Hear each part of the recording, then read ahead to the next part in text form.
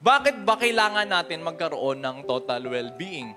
Kasi Jesus is our model. He grew in wisdom, He grew in stature, binigyan siya ng pabor ng Panginoon, spiritual blessing, no? Maganda yung relationship niya sa kanyang ama. At hindi lang yun, maganda din yung relationship niya at nagkaroon din siya ng favor sa mga tao, sa mga taong nakakasalamuha niya. Kaya nais ng Panginoon na magkaroon din tayo ng total well-being. Dahil siya yung model natin, dahil siya yung master natin, dahil siya yung sinusunod natin, gusto niya nagayahin natin siya at i-imitate natin siya. Gaya nga lang sabi ni Paul, imitate me as I imitate Christ. Pero ang tanong, gaano na ba natin i-imitate ang ating Panginoon? Nasaan na tayo? Gaano na tayo namumuhay kagaya ni Jesus? At magsimula tayo ngayon, i-achieve natin tong total well-being dahil ito yung gusto ng Panginoon. He wants us to have total well-being. Gusto niya na magkaroon tayo, na ma-achieve natin to dahil tayo din yung magbe-benefit pag meron tayong total well-being. Tayo din yung makikinabang, tayo din yung lalakas at kagana. At ano ba yung mga component ng total well-being? Una, spiritual well-being. Ito naman po ay nag-speak about yung relationship natin sa Panginoon. Kamusta ba ang relationship natin sa Panginoon? Gaano ba natin nauunawaan na iintindihan ang kalooban ng Panginoon sa buhay natin? Lubusan na ba nating naunawaan at ginagawa ang kalooban ng Panginoon sa buhay natin? Kamusta yung connection natin? Pag maganda yung connection mo, yung relationship mo kay Lord, lubusan mong nauunawaan yung kagustuhan niya, yung plano niya sa buhay mo at patuloy mong ginagawa ito, ibig sabihin, meron kang spiritual well-being. Maganda yung spiritual life mo. At patuloy ka nag-worship sa Kanya, patuloy mong dinedevote yung sarili mo sa Kanya. Si Jesus, alam natin, mula nung bata pa lang siya hanggang lumaki na siya, hanggang pinako siya sa cross, maganda yung relationship niya sa Panginoon. At lubusan niyang naunawaan yung purpose niya.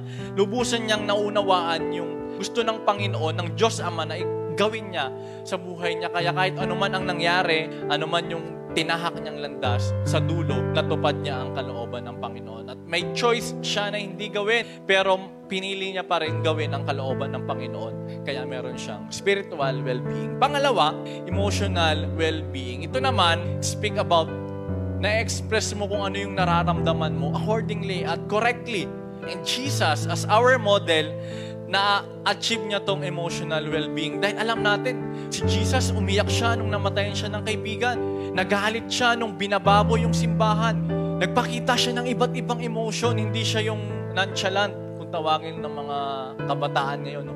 May emotion si Jesus at kung ano yung nararamdaman niya, ine-express niya. Wala naman pong masama na magalit, wala naman masamang umiyak. Kung yun talagang nararamdaman mo. At kailangan mong ilabas yun dahil pag hindi mo nilabas, sinopress mo yung emotion mo, maraming hindi magandang mangyayari sa ating pagkatao. Pangatlo, physical well-being. Ano yung magpapatunay na na-achieve ni Jesus yung physical well-being? Gaya kanina sabi sa verse, He grew in stature. And sinasabi din bago yon sa verse 40 ng Luke, and the child grew and became strong. He was filled with wisdom and the grace of God was on him. Ito pa isang patunay, dahil alam natin, nung panahon nila, puro lakaran lang. Pero mo yun, lalakad siya ng sobrang layo. Tanda natin si Jesus, nag-mission siya, pumupunta siya sa iba't ibang lugar. Kung mahina si Jesus physically, hindi niya kayang ma-overcome yung mga ganong sitwasyon. Pero dahil physically fit siya, nakaya niya at napagtagumpayan niya. Dapat natin gayahin yung physical well-being, nagagawa natin physically kung ano yung pinapagawa sa atin ng Panginoon. Ang hirap naman kung mag-mission ka, pero may sakit ka. Pag hindi tayo physically fit o wala tayong physical well-being, mahirapan tayong gawin ang kalooban ng Panginoon. Kaya dapat natin siyang i-achieve, dapat natin gawin, dapat nating i-goal na magkaroon ng physical well-being. Gaya ni Jesus. Pang-apat, intellectual well-being. 2 beses na sinabi dito sa Luke 2, verse 40 and verse 52. Jesus grew and became strong and was filled with wisdom. Namamangha sa Kanya yung mga taong nagtatanong sa Kanya, namamangha sa understanding niya, namamangha kung paano sagutin ni Jesus yung mga tanong nila.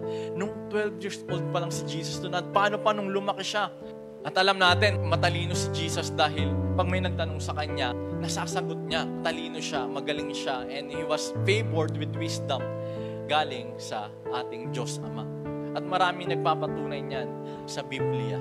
At isa sa kahulugan nito, yung able kang maunawaan ang katotohanan. At isa pa, naiintindihan natin kung ano yung katotohanan. Yun ang importante. Masasabi ko na meron tayong intellectual well-being pag lubusan natin naunawaan ang katotohanan, lalong-lalo na sa salita ng Diyos. Panglima, social well-being. Si Jesus, as our model, makikita natin kung gaano siya nakipag-socialize sa iba't ibang uri ng tao. Kung paano siya connect, kung paano siya nakipag-relate, kung paano siya nakisama sa iba't ibang tao.